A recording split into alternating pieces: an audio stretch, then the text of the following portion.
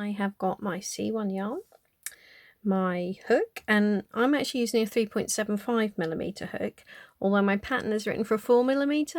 Now 4mm is basically the sort of the hook size that the average crocheter would need to get to the tension that I've said.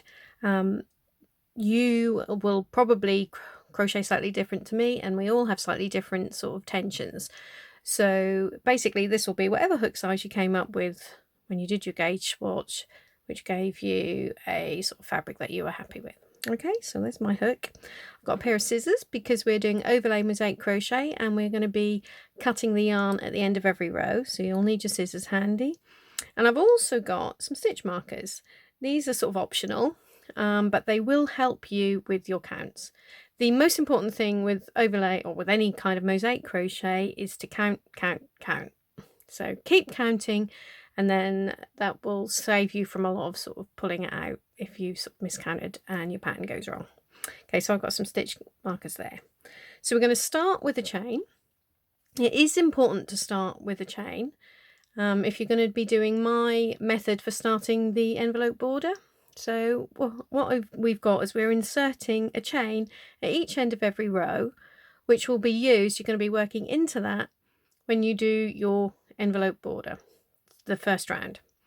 So we need that on every row, including the very first one. So don't use the foundation double crochet or those sort of other methods where you'll have a sort of, you'll go straight into working your double crochets, because you won't have that chain at the end. Okay, so another thing I do when I start a chain, when I'm working in rows, I don't generally put a slip knot on my hook. I like to leave sort of a loose chain at the end, which we can pull tight if we need to make a knot. But if we find that we're a stitch short in our count on our first row, we can actually work into that.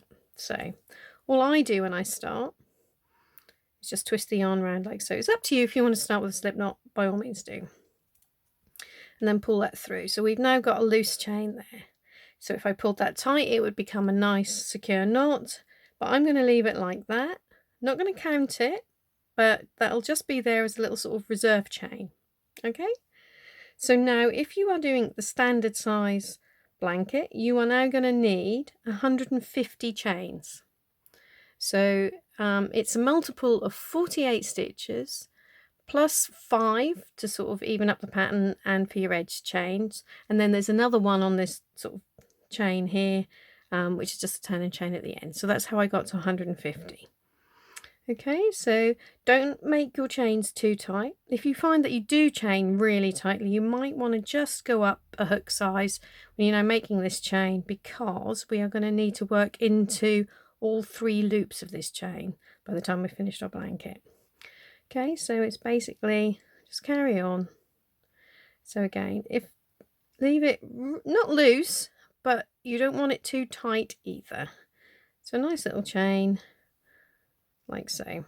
Okay, because what we're going to be doing, we're going to need both of these loops there for our border, and we're going to be working our first row into the back here, so don't make it too tight. Okay, so carry on and do that. When you have got your 150 chains, come back to me and I'll show you what we do next.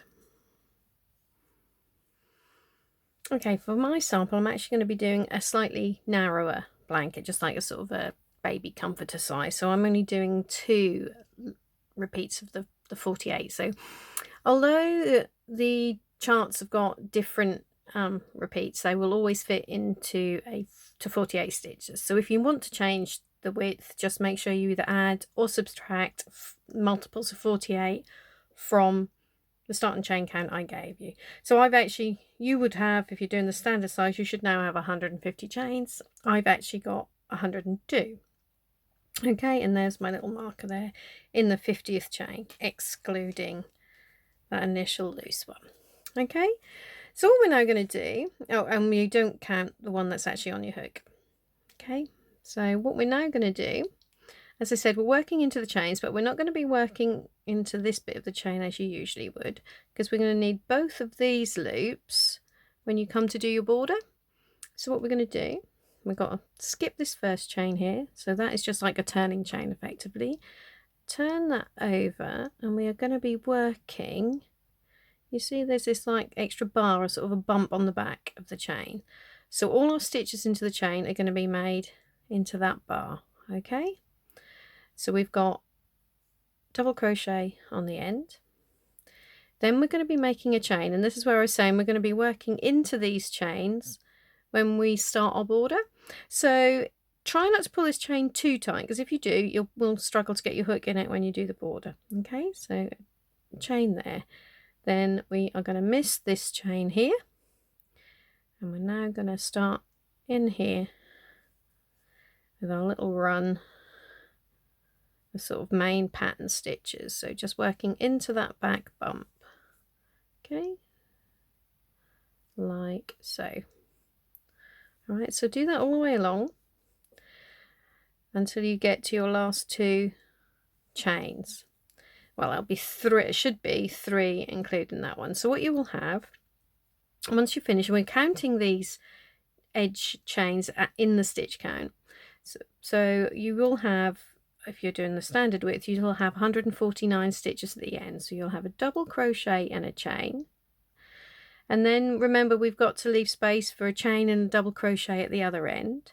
So that's 4 taken off that. So what you'll now be doing is 145 double crochets. All right, so once you've done these 145 double crochets, come back to me and we'll finish off the row. Okay, so I've now got to my last two chains. I've actually got 97 stitches after my initial chain there, but you should have, like I say, 145 there. So to finish it off, we're going to finish as we started with a not too tight chain, miss a chain, and then work into that last one. And as you can see, we don't need that last one, so I could pull it tight now. Might just leave it until we actually start a pattern row, as just like a triple check if you're very nervous about your count, just in case, because you could then pull the last couple of stitches out and you've got that extra one there anyway. But we are spot on. Okay, so what we're doing now, because we are doing overlay mosaic crochet, we now need to start again. Our next row is going to start at the beginning again, because you're always working on the right side. So what I'm going to do, just pull that through there. This is why I've got my scissors, because we need to cut that off. Okay, and we can pull that one tight. So what we now need to do, as I said, is go all the way back to the beginning of our foundation row, and we're going to start again here. So what we do, we start with a standing stitch. And usually if I'm doing a standing stitch and I'm working in the round, I don't usually I'll start it a bit like I did my chain, just twist it round rather than the slip knot. But we actually do need a knot at the end of our yarn here, because that it's got to stay nice and secure. Okay, so it's probably not a real slip knot, but what I tend to do again is just do that twist, pull the yarn through, and then pull it tight. So that's a nice knot there. So what we do, first of all, you've got to check that you're in the right part of you haven't twisted your sort of foundation row, and this one is twisted. Can you see it? It looks like that. You can't actually, although you've got 2 loops there, they're not visible. This is the back, so you don't want to start like that. You need it to look, hopefully you'll be able to see the difference, like so. So you'll know you're on the right side, because when you hold your work flat, you will be able to just see those top loops. They will be tilted towards you. Okay, so now we know where we're starting. We're going to start with a normal double crochet, so that goes under both loops of our very first double crochet there. Okay, then we have our chain, again not too tight, because you're going to want to work the first round of your border into that. Then we're going to miss this chain here. Now this is a nice simple row. We're going to be doing double crochets all the way along, but if you're doing overlay mosaic, you don't work your stitches into both loops. The edge ones you do, so the one right at the beginning, right at the end of every row will be through both loops, but any other double crochets are going to be into that back loop only, like so. Okay, so we're going to do a row of these, making sure you only work into that back loop. Okay, so you need to go all the way along until you get to that last chain, working a row of double crochets into that back loop only. And the reason for that, can you see? You've actually, we need to leave these front loops free, because when we come to actually making our pattern, we're not going to be changing colours within the row. We're going to be dropping a treble down and into these front loops there. Okay, so just carry on along, working a row of double crochets into those back loops only until you get to that chain at the end of the row, and I'll see you there. Okay, so here I am right at the end of row 1. So I got up to my last chain. So again, every row will end the same, 1 chain, skip that chain there, and then just work a standard double crochet under both loops in that last stitch and fasten off. Okay,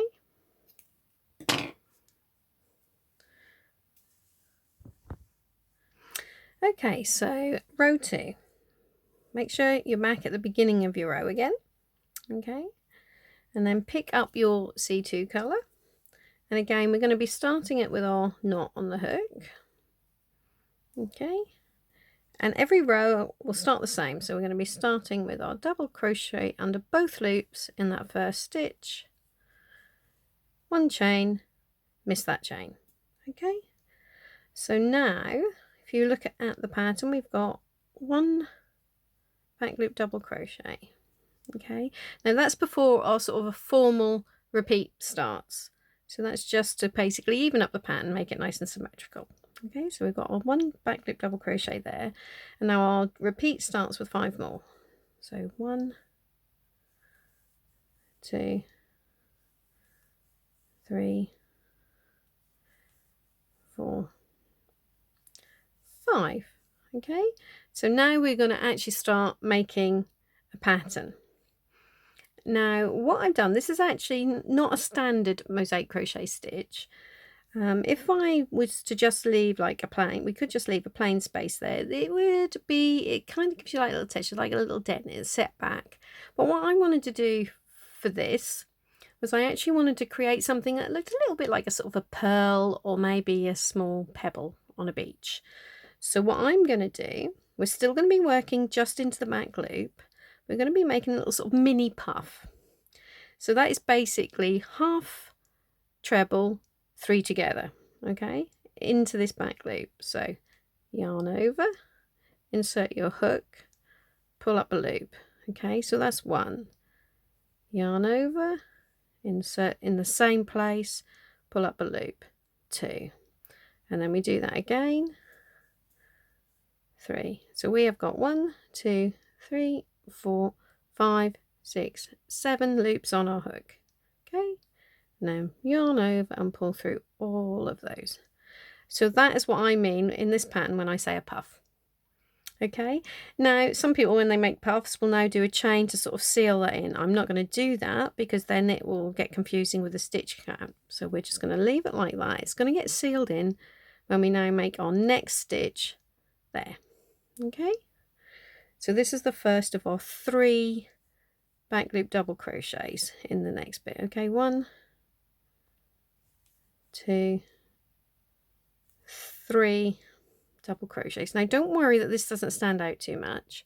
I'm just going to do something else with it on the next row that'll just keep it there and visible. Okay, so we're now going to do another puff. So again, make sure you're only working into the back loop, yarn over, pull up loop, and again, and again. Okay, then yarn over and pull it through all of those loops.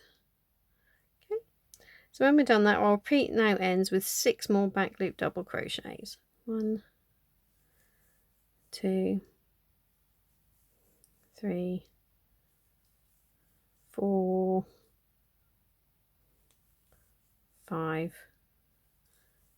6. Okay, so what you might want to do now to help you keep count is to just go back to our stitch markers again and just pop that marker in that last stitch you did.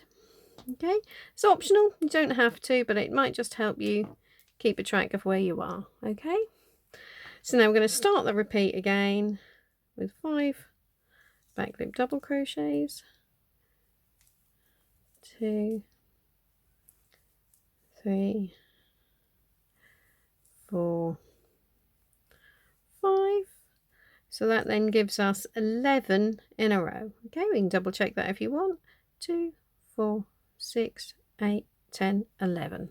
Okay, so now we've got our puffs again. So just show you these once more. Yarn over, insert hook, pull up loop. So that's 1, 2, 3 times, yarn over, pull through all 7, and 3 back loop double crochets, another puff,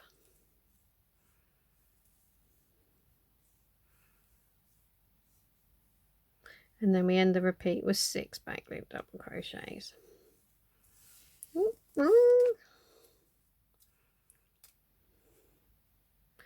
Okay, so carry on along like so, and that should take you up to that final chain, edge chain at the end. So you'll end with your 6 back loop double crochets, get to that final chain, and then obviously you do the chain, miss that, and then work a standard double crochet through both loops into that last stitch. Okay, so go ahead, repeat along like so, and I will see you for row 3. Okay, so that's row 2 all complete, and I did indeed have the correct number of stitches at the end, so I am now finally going to pull that tight there. Okay, so now back to the beginning again, pick up our C1 again, remember not on hook. Now what you need to do, I should have probably mentioned before, make sure you leave your ends at least sort of 4 to 6 inches long, because you're going to need to sort of tie them together at the end to make them extra secure. Well, you don't need to if you're using an acrylic yarn, but I always recommend it just to be on the safe side. Okay, so don't cut your ends too short. You should have plenty of yarn. I always overestimate the yarn to allow for different tensions and things, so you should be fine with that. Okay, so we start as always double crochet, chain. So now we have got 1 back loop double crochet before we start our repeat, then we have 2 more, 1, 2. So we now started our repeat with 2 back loop double crochets. If you're looking at the written instructions now, you'll see there's some instructions in square brackets. So whenever you see the square brackets, you just look after that and it will tell you how many times you repeat what's inside the brackets. And the first thing inside that we see in that bracket is a new abbreviation we haven't seen before, which is an F. So that stands for a front loop treble.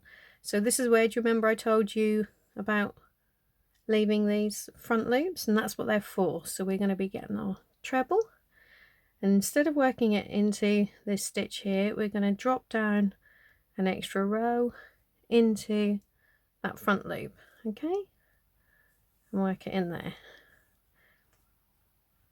Okay, now if you find these loops are sort of pulling up quite a bit, what you need to do is 2 things. 1, don't pull this treble too tight, but 2, also try and make sure you are keeping, I should have probably mentioned this on a previous rows, try to make sure you're keeping your top loops there nice and even, because if they're, and not too big, as long as they're not too big, they can't stretch up too much. Okay, so that was our first treble. We've got 3 of them now, so that was 1, 2, 3. So trebles will always be made into that stitch 2 rows down. It's usually the same colour that you're using now, but not always. Okay, right, so now we've done our front loop trebles, we've now got another new abbreviation, which is FP stitch. So that stands for a front post stitch. Okay, so what that means is, rather than working into this top loop, so once we've now made these 3 trebles, we're going to be missing 1, 2, 3 stitches behind. Okay, so you just miss them out. So that now takes us to our puff. So to help that sort of poke forward a bit, because at the moment, if you see, the puffs kind of naturally want to stick out more on the back. So to bring that forward a little, what we're going to do is we're going to be working around the post of that stitch. Okay, so just like so. So insert your hook like that, and then you do a double crochet in there. Okay, and now we're back to doing our back loop. We're not doing a back loop, we're doing some more trebles, because we've got to now repeat that. We've got to repeat the 3 trebles and the 1 front post stitch. We've got to do that again. Okay, so make sure you get this one right after your puff, so it's there. Okay, 1, 2, 3, and then 1 front post stitch again. Okay, so hook like so, double crochet. All right, so now we've got another 3 trebles. 1, 2, 3, and our repeat ends with 3 back loop double crochets, which should take us to this marked stitch there. Okay, 1, 2, there we go, 3. All right, so that is our repeat.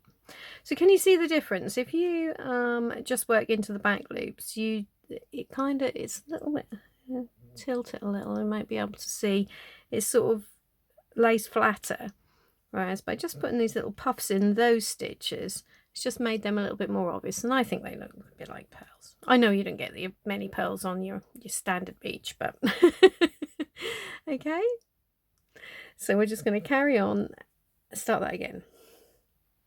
So we have now got 2, so we're starting our repeat again with 2 more back loop double crochets. Then we've got to do, so you can see, make sure you're in the right loop. 1, 2, 3 trebles, 1 front post stitch, like so. Do that twice.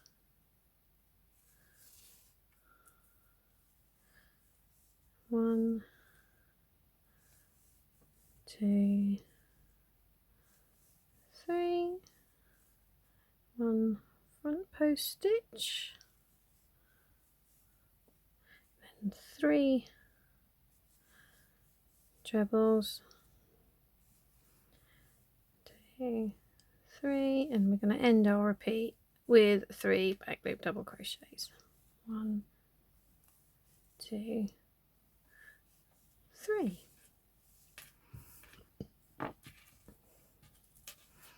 So there we are. So carry on like so, and remember, when you get to the end, it's going to be chain, miss the chain, and then standard double crochet through both loops at the end. Okay, carry on, do that, and I'll see you for row 4.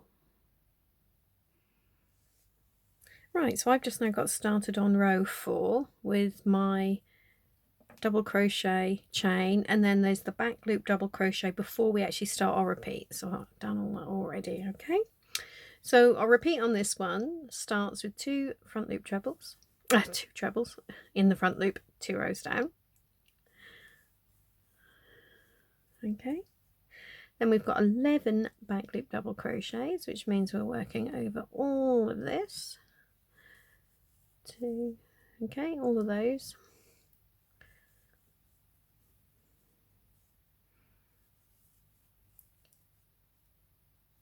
10, 11. Then we've got 2 front loop trebles there, and we end our repeat, get that marker out of the way, with 1 back loop double crochet. Okay, so you're going to be repeating that all the way across, obviously starting again with your 2 trebles there. So carry on and do that. Remember, at the end you're going to be doing 1 chain, miss the chain space, and a double crochet in the last stitch, and I'll see you then for row 5. Okay, so I've got started on row 5 with the double crochet, chain, and then there's a back loop double crochet before we actually start our repeat again there. Okay, so now we have got 5 more back loop double crochets. So 1, 2, 3, 4, 5, then 5 front loop trebles. 1, 2, 3, 4, 5, and we end or repeat with 6 back loop double crochets. So that's a nice easy one. 2, 3, 4, 5, 6. So we're now going to start the next repeat with another 5 back loop double crochets. So what you're basically doing along, you'll have 5 trebles and then 11 back loop double crochets. Just repeat that across, and obviously when you get to that last repeat you're going to end with your 6 back loop double crochets, then a chain, and then your standard double crochet through both loops at the end. Alright, so you can see now how easy it is to create the design with mosaic crochet. So no fiddly changing colours, and there we are, the design is starting to take shape. Okay, so I've now just got started on row 6 with the double crochet, chain, and then we actually have a treble before our repeat starts there. So I've got that in place now. Now you'll see I haven't actually bothered to move my marker up. You absolutely can. We'll just remember that it's reasonably straightforward on this pattern, that the end of your repeat is going to be right in the middle of our shells here. Okay, so for the next row is a little bit more fiddly, needs a little bit more concentration. We're actually going to start making the sort of little fan shape on the shells. So our repeat starts with 1 back loop double crochet, 1 front loop treble. Then we've got 2 double crochets, 1, 2, 1 treble. Then we've got 5 back loop double crochets, which is the only thing you can do. If you ever sort of see any trebles on the previous row, you know you've got to do double crochet. So if you find on the pattern it seems to tell you you're meant to be doing a treble here, you have probably miscounted somewhere. So you just go back and check your previous stitches. Okay, so we've got 5 back loop double crochets, 1, 2, 3, 4, 5. Then we're going to basically do this in reverse because it's symmetrical. These shells are symmetrical. So we've got 1 treble, 2 double crochets, then 1 treble, 1 double, and we end the repeat with 1 front loop treble. Okay, so there is your repeat. So we'll now start again with back loop double crochet, front loop treble, 2 back loop doubles, 1, 2 front loop treble, and so on. So carry along like so, and then I'll see you for row 7. Okay, so I've now got started on row 7, double crochet, chain, and then a back loop double crochet before we start on our repeat. So this one now starts with a front loop treble in there. Then we've got 2 back loop double crochets, 1, 2, 1 front loop treble. Well, actually we've now got a little repeat, which is 1 front loop treble, 3 back loop double crochets twice. Okay, so that's the 1 front loop treble, 1, 2, 3, then another treble, and 3 back loop double crochets, 2, 3, then 1 front loop treble, 2 back loop doubles, then 1 front and 1 back. Okay, so that's how we now end our repeat. So we're ready to start again with the front loop treble,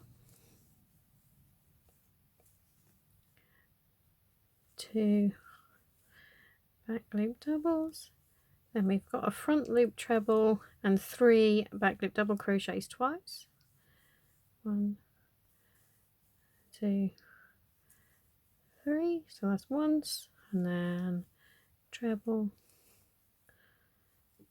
3 doubles is twice, then 1 front loop treble, 2 back loop doubles, and then we end again with a treble, and finally a double crochet there. Okay, so carry on, repeat that across, and I'll see you for row 8. So for row 8, I've started again with the double crochet chain and then a treble again before our repeat starts. Okay, so now we're going to be doing our repeat starts with our 2 back loop double crochets and then 1 front loop treble, and then we've got 2 double crochets again and then 2 trebles,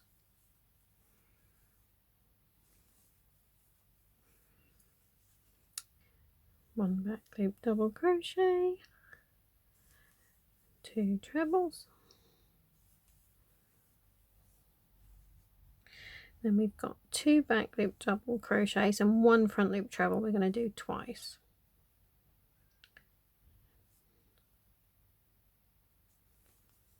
Ooh. if I can actually crochet today. So then 1, 2, 1, so that's how our repeat ends. Okay, so carry on like so. So you're going to be starting again with your 2 back loop double crochets and 1 front loop treble. Repeat all that across. You can probably do, I think, row 9 on your own now, following either the chart or the written instructions.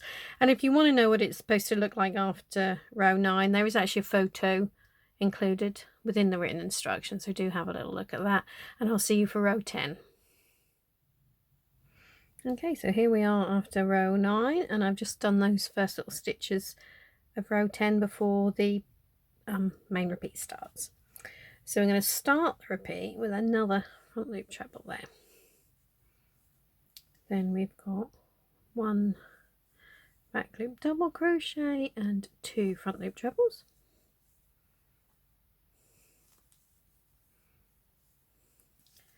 Then 1 back, 1 front, then 3 back loop double crochets,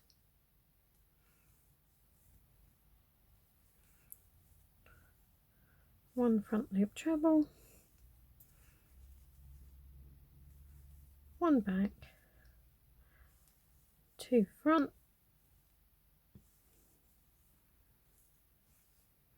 and we're going to do that again, 1 back, 2 front. Okay, so that is how our first repeat ends. So you're now going to start again with 1 front loop treble, 1 back loop double crochet, and so on. So carry on like so, complete row 10 and do row 11, and I'll see you for row 12. Right, so we've almost finished chart 1 now. Just got I think 4 more rows to do. So I've just got started on row 12 with the double crochet chain and then the front loop treble there before we start our repeat. So a repeat on this one starts with another treble, then 1 back loop double crochet, 3 front loop trebles, 2, 3, then 5 back loop double crochets,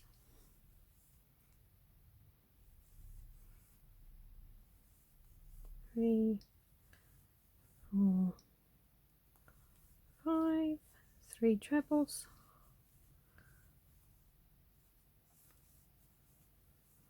2, 3, 1 back loop double, and then 2 front loop trebles. Ooh. So there we go. So you're now ready to start the next repeat. There we go, like so, with 1 more front loop treble, 1 back loop double, 3 trebles. All right, so carry on and do that. And to be honest, I think you can now you know all the stitches you've got to do. Just carry on and complete chart 1. And to be honest, I don't think I'm actually going to run you through row by row for any more of this cal yet until we get to the border. I will come back and show you a video of the border. But yeah, so carry on and do that. I will just come back when you've completed chart 1 just to sort of explain a little bit about how you get started on chart 2. Okay, so this is now chart 1 completed, and I just realized I haven't actually shown you the back yet. So when you're doing overlay mosaic crochet, obviously you've got your pattern on the front. On the back you're just going to get basically stripes, and you will find there's some where we've had like the longer runs of trebles on the front, you do get these little sort of little flaps on the back. They don't bother me at all. That's exactly the way it's meant to be. I know some people don't like them, and there are various ways that you can like sort of hold them in place or anchor them down, and some will even give you like a reverse image on the back. Now I don't usually use any of those because I think they all have an effect on how the front looks. But if you want to, by all means look it up. You will realize that for most of them it's going to squash the pattern down a little bit. So for what we're doing here with the shells, it's probably not too bad, but sometimes if you want like a circle or something like that, you'll notice it'll be a bit of an oval. So anyway, that's what the back looks like. And I don't know if you can see there, you just got a sort of a faint like reverse image of those cockle shells there. Okay, so going on to chart 2, I'm not, as I said, I'm not actually going to run through how to do chart 2. It's all just the stitches we've already used, so you should be absolutely fine to use the written instructions and all the charts. Just one little note though, you'll notice that chart 1 ended with a C1 row, and when I did the chart and the instructions for chart 2, that also starts with C1. Now the reason for that is that all my charts are interchangeable, and so you may not be following on exactly as we are here. So if you were going to be doing either a different colour for your C1 on chart 2 to what you have here, or you want to put chart 2 in a completely different pattern without this one, you will need that row 1. Okay, if you are like just following on this cal exactly as it is, as I have done, then you can just totally skip row 1.